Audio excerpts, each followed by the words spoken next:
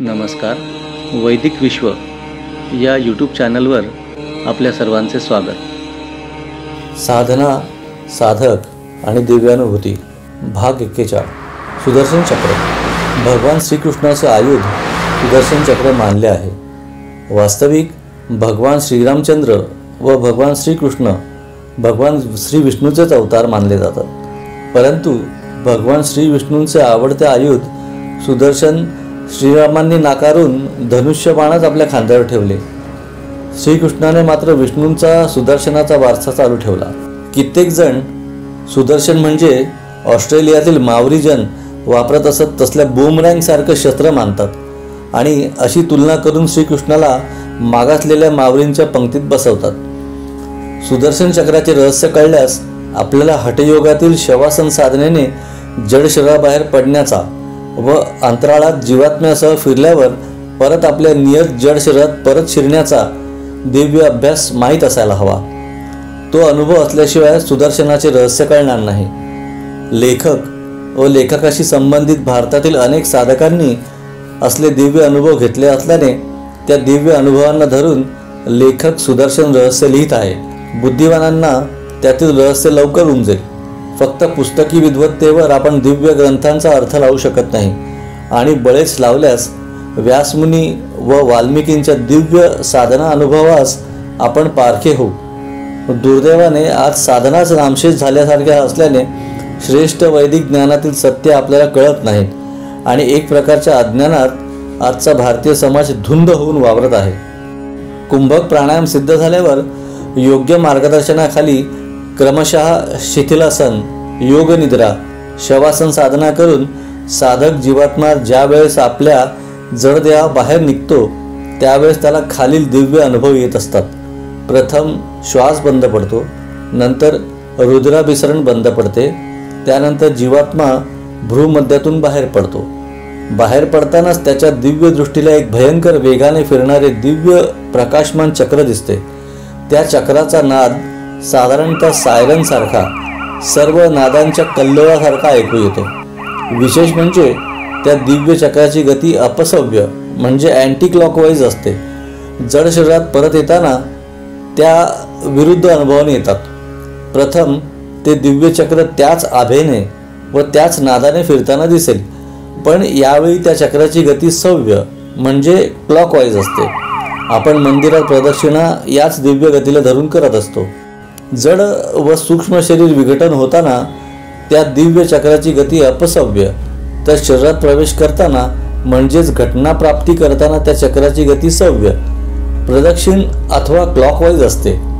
या विश्वातील घटना व विघटन याच महान तत्वावर आधारित आहेत. विघटन होताना म्हणजे अस्तित्व नष्ट होताना, विश्वातील वस्तू विभाजन होताना विश्वचक्राची म्हणजे इलेक्ट्रॉन गती अपसव्य असते, तर वस्तू संधारणा होत असताना व अस्तित्व तयार होताना तीच दिव्य गती सव्य वा प्रदक्षिण होत असते.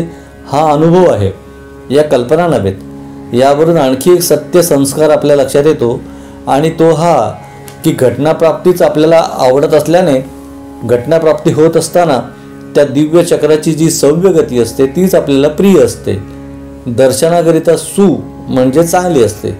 आता ज्या दिव्य चक्रगतीने जीवाला आनंद होतो ती दिव्य चक्रगती जीवांना सुदर्शन राहील. सृष्टीमध्ये जीवाच्या अस्तित्वाला धारण करणारी दिव्य गती म्हणजे व्यासांच्या मते सुदर्शन चक्र होय, तर जीवांची घटना नष्ट करणारी अपसव्य चक्रगती म्हणजे सर्व अस्तित्व नष्ट करणारे ब्रह्मास्त्र होय. आपल्या भक्तांचे रक्षण करण्याकरिता भगवान श्री विष्णूने व श्रीकृष्णाने याच दिव्य सुदर्शन चक्राचा उपयोग केला. भगवान श्री विष्णूला पालन करता मानले आहे ते याच दिव्य गतीमुळे. आता हे साधकांच्या लक्षात आलेच असेल की सुदर्शन चक्र हे अस्तित्व विश्वातील दिव्य पालनकर्त्या अवस्था व चक्रगती आहे. भगवान वेदव्यासांनी त्या दिव्य अवस्था शक्तींचे वर्णन आपल्या दिव्य कथारूपात केले आहे. एवढे त्यातील रहस्य जाणून आपण सुद्धा त्याच अवस्थेत जाण्याचा प्रयत्न करूया. शिवो भूत्वा शिवम यजेत. शिव होण्याकरिताच शिवाची उपासना करायची असते. भगवान श्री विष्णूंचे व भगवान श्रीकृष्णाचे सुदर्शनाद्वारे आपल्या भक्तांना सहाय्य करणे म्हणजे परमयोगाने विश्वाच्या अनिष्ट घटना टाळण्याकरिता त्या दिव्य सव्य गतींचा सुदर्शन रूपाने उपयोग करणे होय. भगवान पतंजली योगसूत्रात स्पष्टच सांगतात, हेयम दुःखम अनागतम. श्लोक 16 साधनापाद.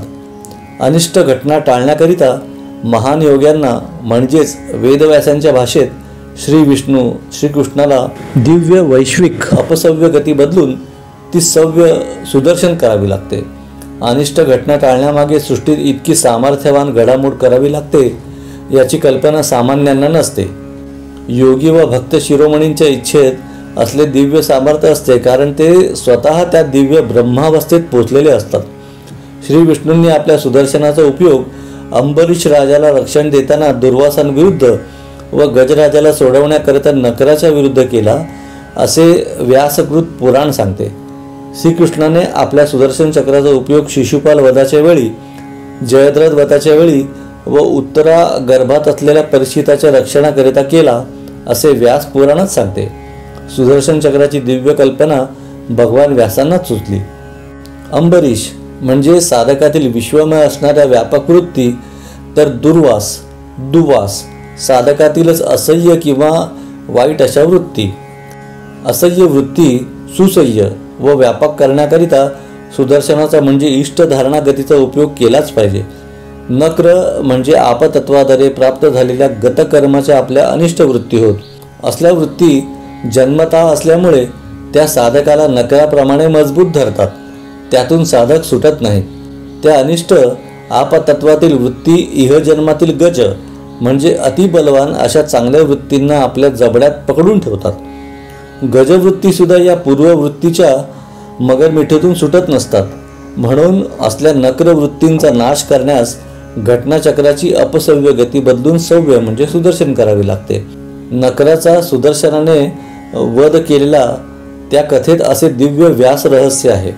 या सर्व कथा भगवान वेदव्यासांनीच पुराणात लिहिलेल्या आहेत. यावरून वेदव्यास किती विशाल बुद्धीचे असले पाहिजेत याची कल्पना येऊ शकेल. शिशुपाल म्हणजे आपल्यातीलच उच्छृंखल लहरी वृत्ती ज्या निघता निघत नाहीत, त्यांची मूल घटनाच बदलून त्या साधनायोग्य करण्याकरिता श्रेष्ठ साधकाला असलं दिव्य सुदर्शन चक्रगतीचा उपयोग करणे आवश्यक नाही काय? स्वभावो दूरत्रिक्रमः असे जे म्हटले आहे ते किती यथार्थ आहे हे कळून येईल. मूळ स्वभाव जाईना अशी प्रत्येकाची अवस्था असते. सवयींना बदलून आपण आपला स्वभाव साधने योग्य करू शकतो.